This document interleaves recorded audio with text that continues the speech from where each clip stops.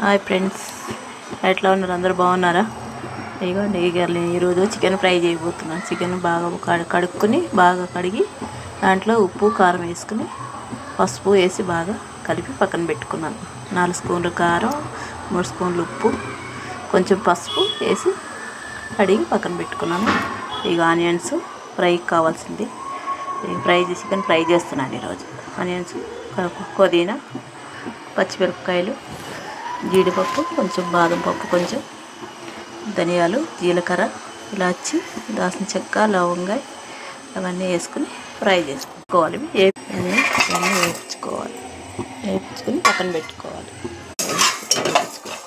కొంచెం లైట్గా వేయించి మిక్సీ పట్టుకోవాలి. ఇవన్నీ వేయించుకుని కొన్ని గసగసాలు కూడా వేసుకోవాలి. కొంచెం గసగసాలు ఆయిల్ కూడా వేసేసుకోవాలి. ఆయిల్ 2 స్పూన్లు వేసుకో, ఇగో ఈ గిన్నెతో 2 వేసాను ఆయిల్. పచ్చిమిరపకాయలు వేసేసి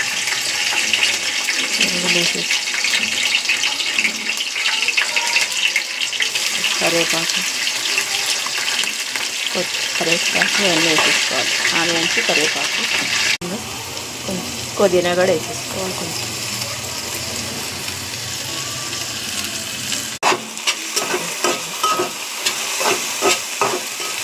బాగా ఫ్రై అవ్వాలి. మిక్సీ పట్టుకొచ్చుకోవాలి. మిక్సీ పట్టి అల్లం వెల్లిపాయ పేస్ట్ కూడా వేసేసుకోవాలి. అల్లం వెల్లిపాయ పేస్ట్ దాన్ని నూరుకున్నాం కదా, మసాలా పేస్ట్, జీడిపప్పు, బాదం పప్పు, గరం మసాలాలు అవన్నీ వేసుకున్నాం కదా, అవన్నీ వేసేసుకుని ఇట్లా కొంచెం ఫ్రై అవ్వాలి. ఫ్రై అయినాక చికెన్ వేయాలి.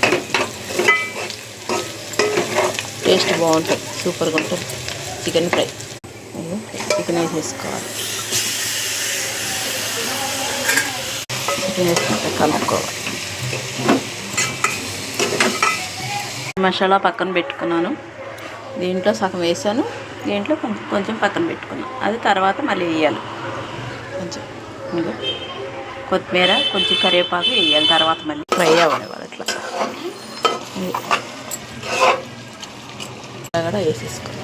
ఇంట్లో ఉండాలి కొంచెం వేసి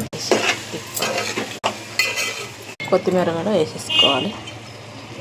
కరివేపాకు చూస్తారా, కొంచెం ఎక్కువ వేసుకోవాలి. కరివేపాకు వేసుకుని కొంచెం ఫ్రై అయ్యింది ఫ్రెండ్స్. ఇది బాగా ఫ్రై అయింది. చికెన్ ఫ్రై బాగుంటుంది, సూపర్గా ఉంటుంది. నచ్చితే లైక్ చేయండి ఫ్రెండ్స్, సబ్స్క్రైబ్ చేయండి ఫ్రెండ్స్, ప్లీజ్ ఫ్రెండ్స్.